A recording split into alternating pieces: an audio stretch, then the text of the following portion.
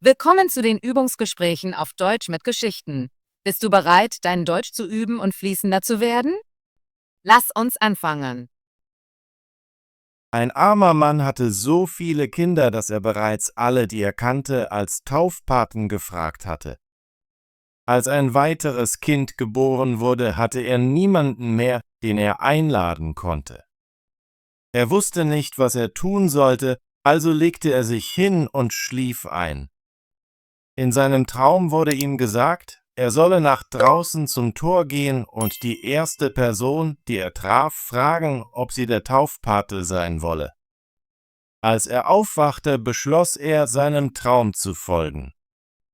Er ging nach draußen und fragte die erste Person, die vorbeikam, ob sie der Taufpate sein wolle. Der Fremde gab ihm ein kleines Glas Wasser und sagte, dieses Wasser ist besonders. Du kannst es verwenden, um die Kranken zu heilen, aber du musst sehen, wo der Tod steht. Wenn er am Kopf des Patienten steht, gib dem Patienten etwas von dem Wasser, und er wird geheilt.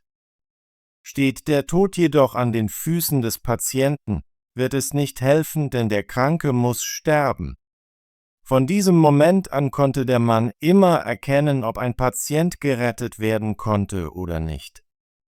Er wurde berühmt für sein Können und verdiente viel Geld. Eines Tages wurde er gerufen, um dem Kind eines Königs zu helfen. Als er den Raum betrat, sah er den Tod am Kopf des Kindes stehen, also verwendete er das Wasser und heilte das Kind.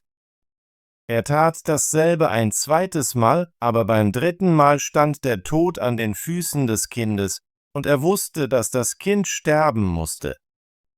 Eines Tages beschloss der Mann, den Taufpaten zu besuchen und ihm von seinen Erfolgen mit dem Wasser zu erzählen. Aber als er das Haus des Taufpaten betrat, war es sehr seltsam. Auf der ersten Treppe kämpften ein Besen und eine Schaufel und schlugen aufeinander ein. Er fragte sie, wo wohnt der Taufpate? Der Besen antwortete, eine Treppe höher. Als er die zweite Treppe erreichte, sah er einen Haufen toter Finger.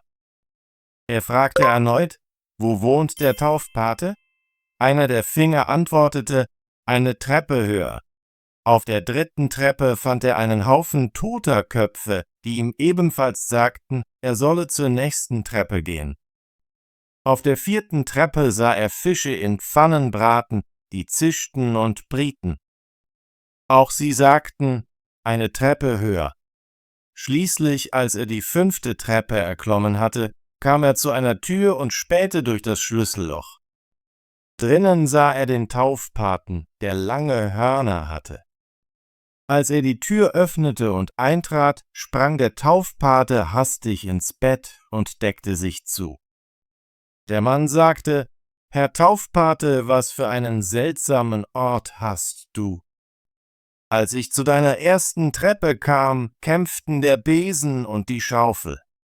Wie dumm du bist, sagte der Taufpate. Das waren nur der Junge und das Dienstmädchen, die sich unterhielten. Aber auf der zweiten Treppe sah ich tote Finger liegen. Oh, wie töricht du bist! Das waren Wurzeln von Scorzonera. Auf der dritten Treppe sah ich einen Haufen toter Männerköpfe. Das waren nur Kohlköpfe. Du dummer Mann! Auf der vierten Treppe sah ich Fische in einer Pfanne, die zischten und sich selbst kochten. In diesem Moment kamen die Fische und servierten sich selbst. Und als ich zur fünften Treppe kam, spähte ich durch das Schlüsselloch und sah dich, Taufpate mit langen, langen Hörnern. Oh, das ist eine Lüge!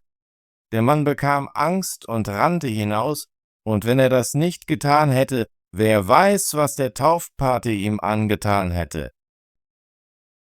Tolle Arbeit. Möchtest du dein Deutsch üben und fließender werden? Bitte abonniere unseren Kanal und aktiviere die Benachrichtigungsglocke, damit du keine unserer kostenlosen deutschen Geschichten verpasst. Wir sehen uns im nächsten Video.